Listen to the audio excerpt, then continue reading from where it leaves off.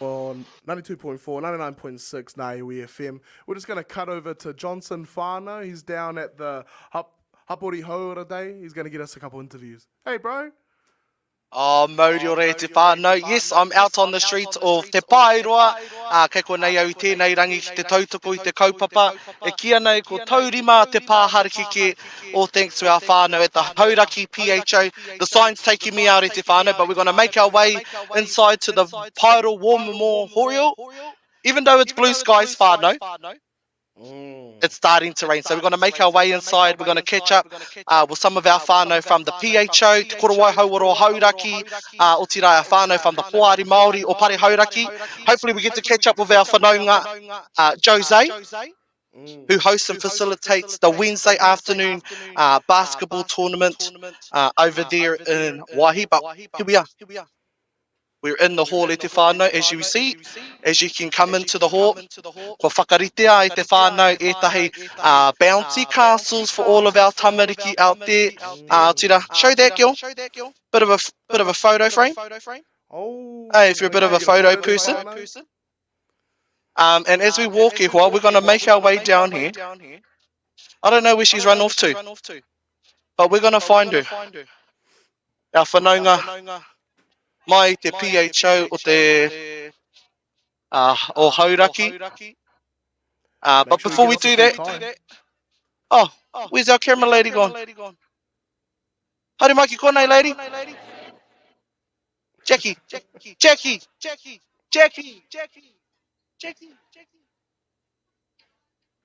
Oh, sorry, whānau, our camera lady, she don't know what she's doing. Heoi anō, e te whanaunga. Before our whanaunga tries and runs away, introduce yourself. Ko ai koe, no hea koe. Tēnā koutou, tēnā koe. Ko Amaru Donaldson tēnei, no Ngāti Te Wharetoa, no Tūrangi. Ai, tēnā koutou. Iha te kaupapa o te rangina i te whanaunga. I know you're one of the kaimahi at the PHO, so whakapārama mai, a bit of a brief overview of what's the main kaupapa of the day. Well, hei whakatūwhera, ko Taurima Te Pā Harakeke te kaupapa i te rānei. Hei konei au ki te tautoko, ki te hei ringa wera i tēnei rā. Engari ko te kaupapa matua i tēnei rā, kia puta whānui tia te pānui o Taurima Te Pā Harakeke ki roto i te hapori o Paeroa o tira ki roto i te whenua o Pare Hauraki.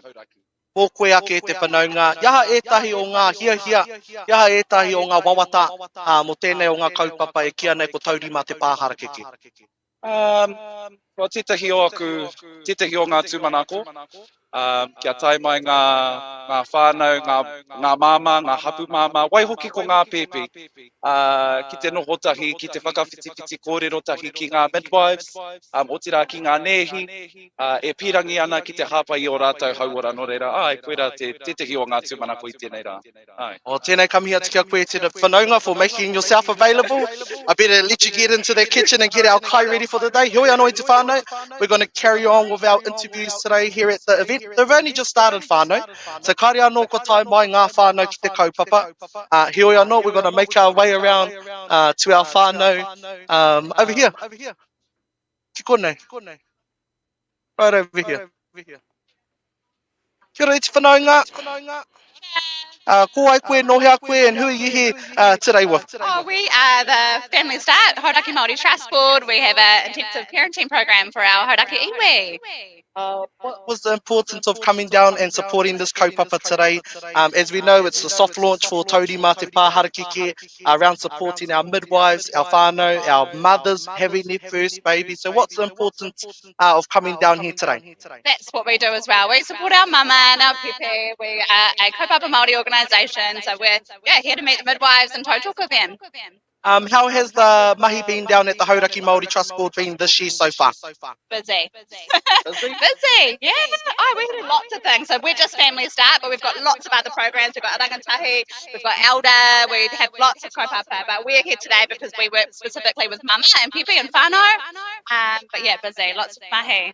Awesome. If I want to get a hold of you fellas down at the trust board, what's the contact numbers? What's the emails? How do they get in touch with you fellas down there? We've got it all here on our stand today, but you can just go on our Hauraki iwi Facebook page. You can go online on our website. All our referral forms, everything's there. Yeah. O ngā mihi kia koutou. Anei te whānau, te Poari Māori o Hauraki. Here we are. We're going to carry on our conversations. I found the lady we were supposed to interview. I'm going to run over there. I'm going to run over there. Come here, cuz. Hare mai. Hare mai.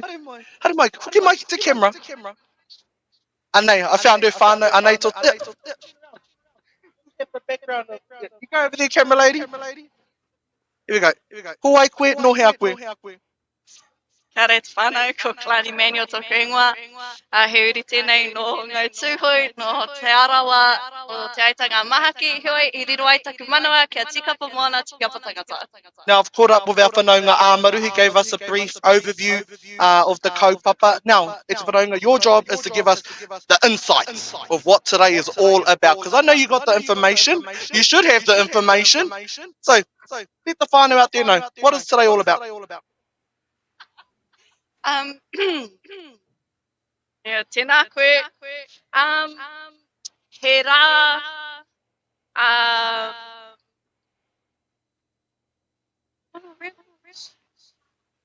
whakanui tēnei, I tēnei kaupapa Hauora hau, ara ko Taurima Te Pā Harakeke.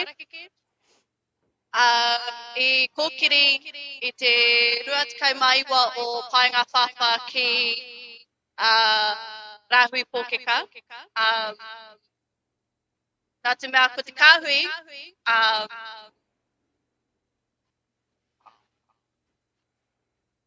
Taurima Te Pā Harakeke hara I te mea he kaupapa noiho nā mātou o Hauraki, no te puna Hauora, matua o Hauraki.